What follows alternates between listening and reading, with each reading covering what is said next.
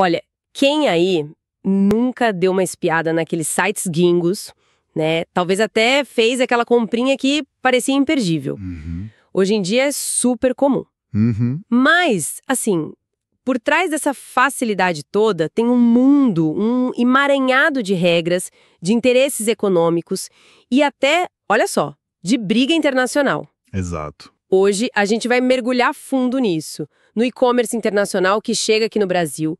Para entender, a gente olhou informações da Receita, debates lá na Câmara, artigos do Jota, E-commerce Brasil, sabe, várias fontes. Sim, e também como andam os acordos internacionais, tipo do Mercosul. Isso. A nossa missão aqui é tentar desvendar as oportunidades, claro, mas também os desafios que são gigantes, né, principalmente imposto e entrega, e como o estudo se encaixa nas tensões geopolíticas de hoje. Bom, vamos lá, vamos abrir essa caixa. Sim.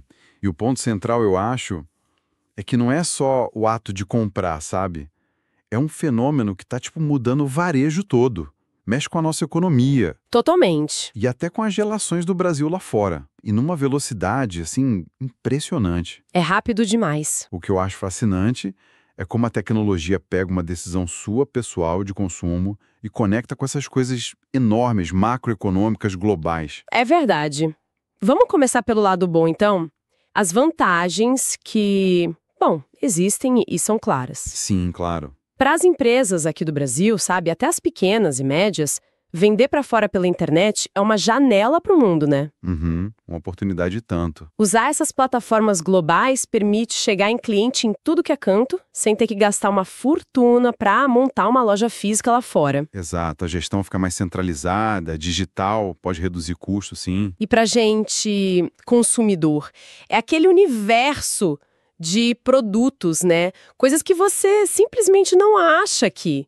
Eletrônico específico, roupa diferente, item de colecionador. Sim, variedade é a palavra. E muitas vezes com preços que, pelo menos no anúncio, parecem bem atraentes, bem competitivos. Pois é, mas aí, como nem tudo são flores, Aí começam as barreiras, né? Esse acesso é ótimo, mas a realidade complica um pouco. A logística internacional, por exemplo, é um ponto bem crítico. frete caro, demora para chegar. Isso. O custo do frete pode inviabilizar a compra muitas vezes e os prazos de entrega. Frequentemente são longos, semanas, às vezes meses. E não dá para esquecer da famosa última milha. Ah, entrega final aqui dentro do Brasil. Exatamente. Que enfrenta tanto desafio. Infraestrutura, segurança, o tamanho do país, né? Varia demais de lugar para lugar. E isso já puxa o fio para o nó principal da meada.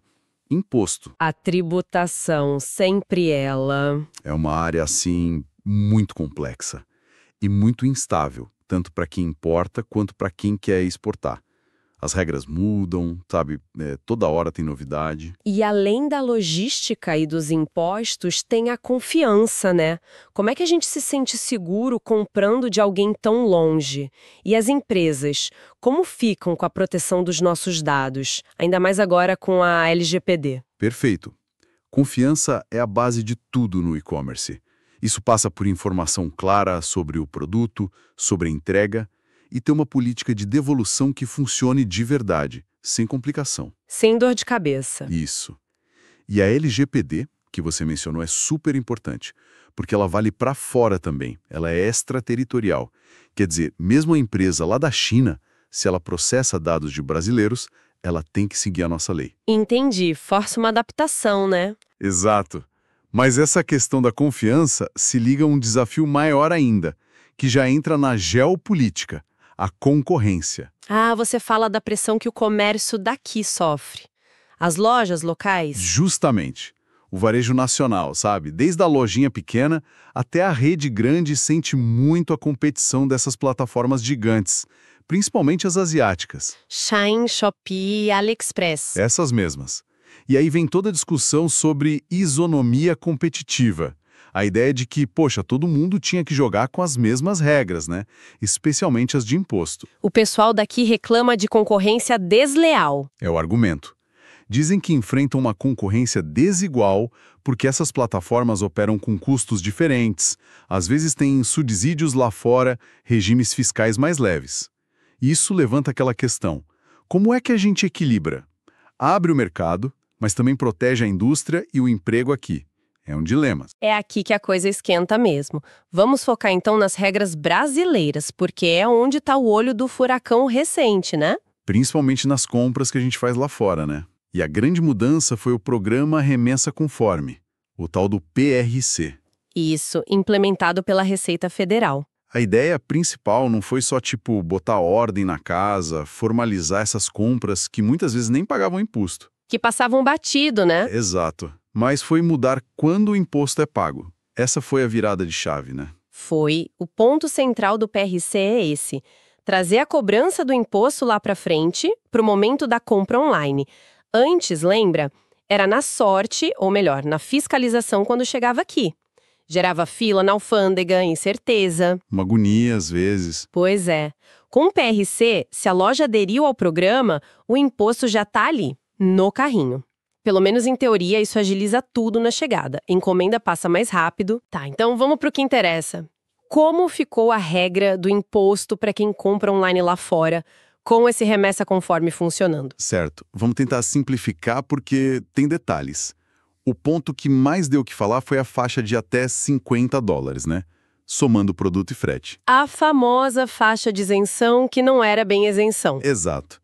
Agora, para compras dentro desses $50 e feitas em lojas que estão no PRC, a regra é 20% de imposto de importação federal, A tal taxa das blusinhas? essa mesma, mais o ICMS, que é estadual, com a alíquota padrão de 17%. Ok. Então, até $50 numa loja do PRC, a conta é 20% federal mais 17% estadual. E se a loja não entrou no programa, ou se a compra passar dos $50? Aí muda. Se for até $50, mas a loja está fora do PRC, aí a pancada é maior. Vale a regra antiga, 60% de imposto de importação federal, mais os 17% de ICMS estadual. Bem mais pesado. Bem mais. Agora, se a compra for acima de $50, até uns $3 mil, que é o limite para envio postal, aí não importa se a loja está no PRC ou não. A regra é uma só. 60% de imposto de importação federal sobre o valor total, produto, frete, seguro, se tiver, mais os 17% de ICMS. Essa taxa de 20%, a taxinha, deu muito pano para manga. Por que criaram ela especificamente? Antes não tinha isenção para esses valores baixos? Então, a lei previa a isenção do imposto federal para remessa de até $50 sim, mas só entre pessoas físicas. O problema é que, na prática, muitas plataformas usavam essa brecha, declaravam como se fosse um presente de pessoa para pessoa, sabe? Ah, entendi. Uma engenharia. É. O volume ficou absurdo e quase nada era taxado. Aí o governo criou essa taxa de 20% para as empresas no PRC como uma solução de meio termo, tentando equilibrar várias coisas. Arrecadar mais, imagino. Sim, aumentar a arrecadação, formalizar esse fluxo gigante. E também responder à pressão do varejo daqui, que pedia isonomia. Mas olha, a discussão não acabou, viu? Tem gente no Congresso querendo mexer nessa alíquota de novo. Imagino. É um equilíbrio difícil de achar. Mas ok, isso é para importar. E quem quer fazer o caminho inverso? A empresa brasileira que quer usar o e-commerce para vender lá fora. Como fica o imposto para exportar? Olha, para exportar via e-commerce, a regra geral é mais favorável. Depende do regime tributário da empresa, simples, presumido, real, mas a boa notícia é que a nossa legislação costuma incentivar a exportação. Tem isenção. Tem isenções importantes. Por exemplo, sobre o produto exportado, não incide IPI, nem PIS, nem COFINS. A ideia é clara, deixar o produto brasileiro mais barato lá fora, mais competitivo. Faz sentido para estimular as vendas externas. Agora, além dessas regras de imposto, que são bem específicas e, como a gente viu, mudam bastante, tem leis mais gerais que organizam o comércio eletrônico no Brasil, valendo para tudo, nacional ou internacional. Tem sim. Duas são a base de tudo. A primeira é um decreto de 2013, o 7.962, que o pessoal chama de Decreto do E-Commerce. O que ele diz, basicamente? Ele define obrigações básicas para qualquer loja online que opera aqui. Tem que ter informação clara sobre o produto, o preço total, com frete, imposto, tudo, os dados da empresa e o principal, o direito de arrependimento. Aqueles 7 dias para desistir da compra. Exatamente. O consumidor pode devolver em até 7 dias depois de receber, sem nem precisar dizer por quê. Isso é fundamental para a confiança. E a segunda lei, que a gente já falou, é a LGPD, a de proteção de dados. Que vale para todo mundo, mesmo empresa de fora.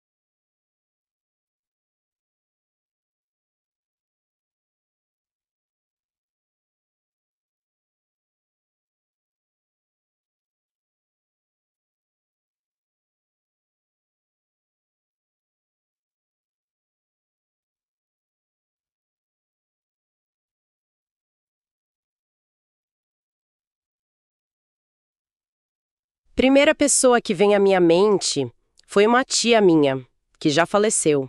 Ela morreu de maneira repentina aos 42 anos. A primeira é de um professor que eu tinha, que falava o seguinte: as palavras não são impunes. Elas advogam a seu favor ou contra. Isso, como ela pega empresas estrangeiras que tratam dados de brasileiros, ela acaba reforçando a segurança e a privacidade nessas compras internacionais também. Essas duas leis dão uma estrutura legal para operar aqui. Entendido. Com essa base aqui no Brasil, vamos dar um passo atrás e olhar o quadro maior. O que isso tudo significa no cenário global? Porque tá claro que e-commerce hoje não é só comprar e vender produto. Virou campo de batalha geopolítico, né? Disputa por dados, por imposto, por poder industrial mesmo. Precisamente. Essa dimensão geopolítica fica muito evidente quando a gente olha os acordos comerciais que o Brasil negocia ou já tem.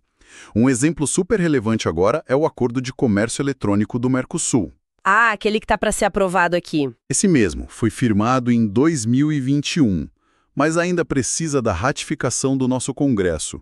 O objetivo dele é criar regras comuns para o comércio digital dentro do bloco: Argentina, Paraguai, Uruguai e Brasil. E o que ele traz de importante? Tem pontos cruciais. Por exemplo, ele proíbe cobrar tarifa de alfândega sobre transmissão eletrônica. Pensa em streaming de vídeo, software que você baixa, serviços online. Não pode ter imposto de importação sobre isso. Exato. Mas o ponto geopolítico talvez mais quente desse acordo é outro. Qual seria?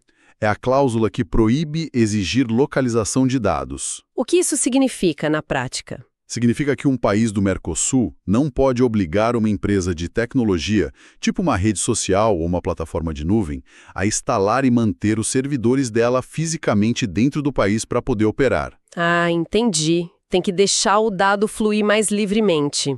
Isso promove um fluxo de informação mais aberto na região, um modelo mais alinhado com o que muitos países ocidentais defendem. E é interessante contrastar isso com outros modelos, como o chinês, por exemplo, que muitas vezes exige sim a localização dos dados. É uma forma de ter mais controle sobre a informação. Então aí você vê, é uma disputa global sobre como a internet e os dados devem ser governados. E aquele outro acordo gigante Mercosul-União Europeia, que parece nunca sair do papel, ele também fala de e-commerce? Fala sim. O acordo Mercosul-EU é muito maior, né? Um tratado de livre comércio bem amplo. Mas ele tem capítulos específicos sobre comércio eletrônico, com regras para facilitar as transações digitais entre os dois blocos, geralmente na mesma linha desse acordo interno do Mercosul. Mas tá parado, né? Por quê? Tá parado há anos, as razões são muitas, é complexo, mas assim, as questões ambientais que a União Europeia levanta sobre o Brasil viraram um ponto de pressão forte, uma moeda de troca, sabe? E isso acaba travando o acordo todo, inclusive a parte de e-commerce. Entendi.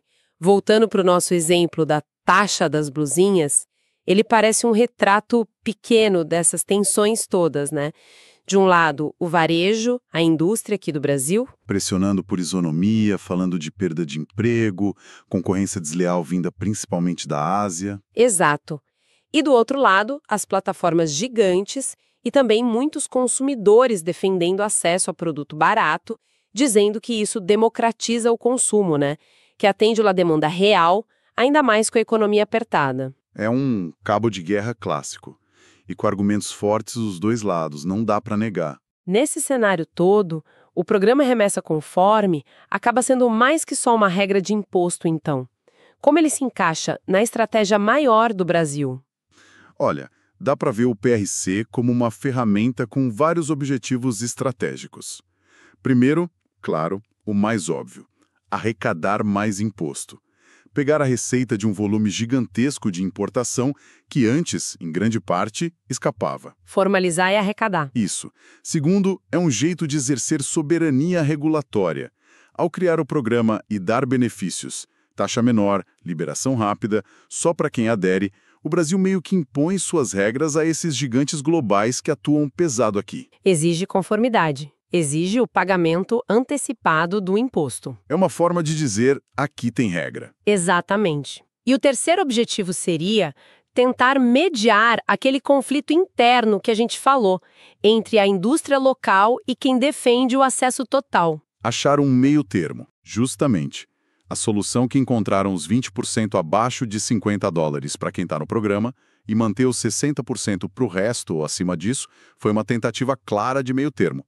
Tenta dar alguma proteção para a indústria daqui, respondendo um pouco à demanda deles, mas sem fechar a porta totalmente para o consumidor que busca esses produtos importados mais baratos. É a arte da política tentando agradar gregos e troianos. Ou pelo menos, não desagradar demais nenhum dos lados. É bem isso. Conciliar interesses que são, por natureza, divergentes. Arrecadação, indústria, consumidor, relações comerciais. Tudo isso num mundo globalizado e muito dinâmico. É um equilíbrio difícil e, como a gente viu, ainda está em construção, sujeito a mudanças. Bom, então, para a gente fechar a nossa conversa, ficou claro que o e-commerce internacional é essa faca de dois gumes, né? Abre portas incríveis para a gente ter acesso a mercados, a produtos do mundo todo. Oportunidades inegáveis. E a complicadíssima de impostos. A gente viu como o Brasil está tentando organizar a casa com o Remessa Conforme, com a polêmica taxa das blusinhas, buscando formalizar, arrecadar e equilibrar os pratos. Tentando achar um caminho. E o mais importante, talvez, é perceber que cada clique nosso de compra está ligado a brigas maiores, geopolíticas mesmo, disputa por dados, por regras de comércio, como as que estão sendo negociadas no Mercosul, e essa tensão que não acaba, entre proteger a economia aqui dentro e se abrir para o mundo lá fora. Definitivamente, é bem mais do que só clicar em comprar. Sem dúvida nenhuma. E fica talvez uma reflexão para quem nos ouviu, né? Pensando no futuro. Como será que as novas tecnologias, sei lá, inteligência artificial na logística, talvez moedas digitais mudando o pagamento internacional, como será que isso pode mexer nesse equilíbrio todo que a gente discutiu? Boa pergunta. Ou, por outro lado, como essa tensão entre a globalização digital, que o e-commerce acelera, e a pressão para proteger a indústria e emprego local, como isso vai continuar a aparecer nas políticas de imposto, de comércio, não só aqui no Brasil, mas no mundo todo? São perguntas que ficam no ar e que a gente certamente vai continuar acompanhando de perto para ver como essa história se desenrola.